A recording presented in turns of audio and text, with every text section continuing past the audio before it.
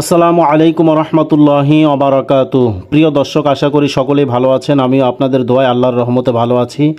দর্শক শ্রোতা, আজকে আমি 5টি বিশেষ গুরুত্বপূর্ণ আমল আপনাদেরকে জানিয়ে দেব, যেই 5টি আমল করলে আল্লাহ রব্বুল আলামিন আপনার আমল নামায় 100 হজ আদায়কারীর সমতুল্য সওয়াব দান করবেন।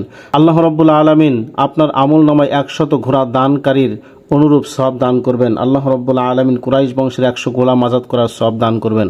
আল্লাহ পাক আপনার জীবনের গুনাহগুলো মাফ করে দেবেন। আল্লাহ রব্বুল আলামিন আপনার রিজিকের মধ্যে বরকত দান করবেন, গায়েবী সাহায্য দান করবেন। চলুন তাহলে আমলগুলো কি আমরা জেনে নিই। প্রথম আমলটি হচ্ছে সুবহানাল্লাহ, আলহামদুলিল্লাহ, লা ইলাহা ইল্লাল্লাহ এবং আল্লাহু আকবার পড়ার ফজিলত ও নিয়ম। সুবহানাল্লাহ বলার ফজিলত।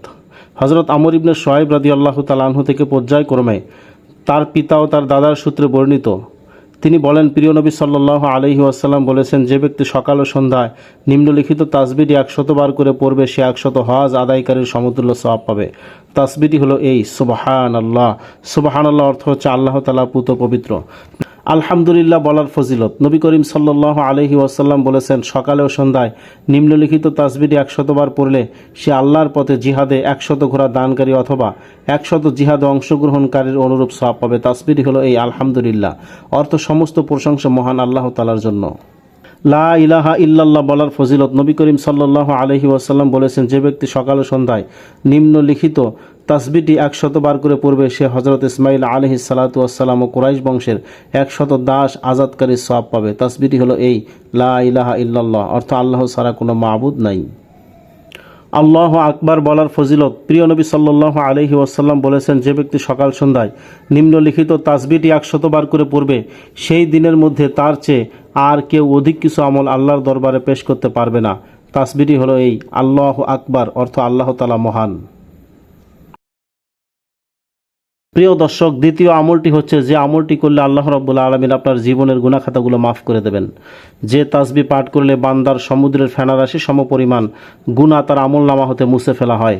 হযরত আবু হুরায়রা রাদিয়াল্লাহু তাআলা আনহু থেকে বর্ণিত, প্রিয় নবী সাল্লাল্লাহু আলাইহি ওয়াসাল্লাম বলেছেন, যে ব্যক্তি নিম্নলিখিত তাসবিহ 100 বার করে পড়বে, তার আমল নামা হতে গুনাহ সমূহ মুছে ফেলা হবে, যদিও তার গুনাহের পরিমাণ সমুদ্রের পানির ফেনারাশি পরিমাণ হোক না কেন। তাসবিহটি হলো এই সুবহানাল্লাহিল আযীমি ওয়া বিহামদিহি। বাংলা উচ্চারণ সুবহানাল্লাহিল আযীমি ওয়া বিহামদিহি। প্রিয় দর্শক, অর্থ আল্লাহ তাআলা সুমহান, পুত পবিত্র এবং সব কিছুর প্রশংসা তারই জন্য। আমলটি কিভাবে করবেন? বর্ণিত তাসবিহটি দৈনিক দিনে বা রাতে অথবা 5 ওয়াক্ত যে কোনো নামাজ বাদে 100 বার করে পাঠ করার জন্য বলা হলো। প্রিয় দর্শক, তৃতীয় আমলটি হচ্ছে, যে আমলটি করলে কেউ আপনার কোনো ক্ষতি করতে পারবে না, আপনি নিরাপদ থাকবেন, আপনার শত্রুরা ধ্বংস হয়ে যাবে, আল্লাহ রাব্বুল আলামিন আপনাকে সাহায্য করবেন। বান্দা যে দোয়া পড়লে তার কেউ কোনো ক্ষতি করতে পারবে না। হযরত ওসমান ইবনে আফফান রাদিয়াল্লাহু তাআলা আনহু বলেন, প্রিয় নবী সাল্লাল্লাহু আলাইহি সাল্লাম বলেছেন, যে কোনো বান্দা প্রতিদিন সকালে ও প্রতি রাতের সন্ধ্যায় 3 বার করে নিম্নলিখিত এই দোয়াটি পড়বে, কেউ কোনো কিছুই তার ক্ষতি করতে পারবে না। দোয়াটি হলো এই বিসমিল্লাহিল্লাযী লা ইয়াদুররু মা ইসমিহি শাইউন ফিল আরদি ওয়ালা ফিস সামাই ওয়া হুয়াস সামিউল আলিম। দোয়াটির বাংলা উচ্চারণ বিসমিল্লাহিল্লাযী লা ইয়াদুররু মা ইসমিহি শাইউন ফিল আরদি ওয়ালা ফিস সামাই ওয়া হুয়াস সামিউল আলিম। এখানে 2 দেখতে পাচ্ছেন, অর্থাৎ এই আমলটির কথা বলা হয়েছে তিরমিজি শরীফের মধ্যে। আমলটি কিভাবে করবেন? বর্ণিত দোয়াটি যে ব্যক্তি সকাল ও প্রতিদিন সন্ধ্যায় 3 বার করে নিয়মিত পড়বে, তার কেউ কোনো কিছুই ক্ষতি সাধন করতে পারবে না।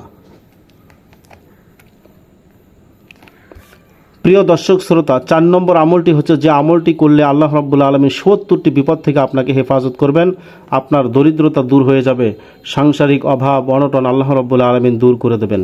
যে দোয়া পাঠ করলে আল্লাহ পাক তার থেকে 70 প্রকারের বিপদ দূর করে দেন। এর মধ্যে ক্ষুদ্র বিপদ হলো দরিদ্রতা। হযরত আবু হুরায়রা রাদিয়াল্লাহু তাআলা আনহু থেকে বর্ণিত, তিনি বলেন, প্রিয় নবী সাল্লাল্লাহু আলাইহি সাল্লাম বলেছেন, তুমি লা হাওলা ওয়ালা কুওয়াতা ইল্লা বিল্লাহ বেশি বেশি করে পড়ো, কেননা তা বেহেশতের রত্ন ভাণ্ডারের অন্তর্ভুক্ত। হযরত মাকহুল রাদিয়াল্লাহু তাআলা বলেন, যে ব্যক্তি লা হাওলা ওয়ালা কুওয়াতা ইল্লা বিল্লাহ ওয়ালা মানজা মিনাল্লাহি ইল্লা ইলাইহি পড়ে, আল্লাহ তাআলা তার থেকে 70 প্রকার বিপদ দূর করে দেন।